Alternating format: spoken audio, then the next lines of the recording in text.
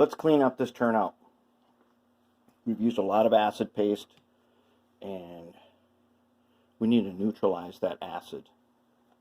So what we're going to do is, I got a tub here, it just so happens to fit a number 4 turnout. And in it, oh no, does not quite fit. We got to trim one piece of rail here that we forgot. There. Now, baking soda. Baking soda neutralizes acid.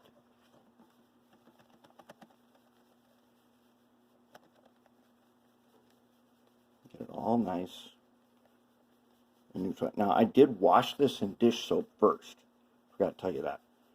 Took a toothbrush, some dish soap, ran under the water. I used hot water to do the washing.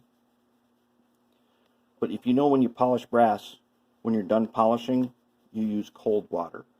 That way you don't get a bunch of discoloration right off the bat.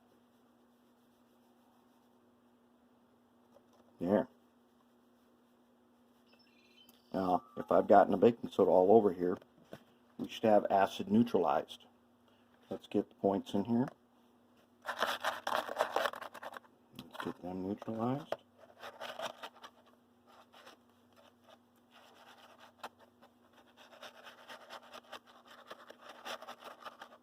We want to clean off the sludge. That's why I use the dish soap first, running under the hot water, and I can get a lot of sludge off. And then I'll take the brush I used and I'll put a little baking soda on that, so I don't accidentally leave it there with a bunch of acid on it.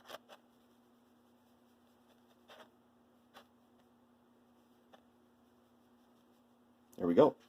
Now I'll rinse this under cold water and get the baking soda off of it, and we're good to go. Now I also went ahead and I drilled the holes in the spots that we had marked, and I cut the gaps just like we marked it. Now on the back side, make sure you isolate the holes, gap them next to the holes. Make sure they're isolated, because I've had this happen. Put a nail through. The nail is carrying a charge from the top side down to this bottom PC board, and then the PC board gets a charge in it, goes all the way across, and you can't figure out where the short is. All your gaps right in here. Like, what? It worked when I tested it on the bench. It doesn't work. Gap these holes. Okay? When you get down here, isolate the holes with some gaps.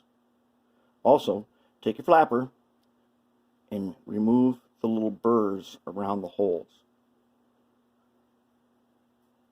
And just flap those up. Be careful not to remove a bunch of copper from here. That copper on the bottom gives these boards some strength. And that's what we want to have. So now we've got it nice and clean. We're going to have to hit our joints here with the wire wheel a little later when we get to that part.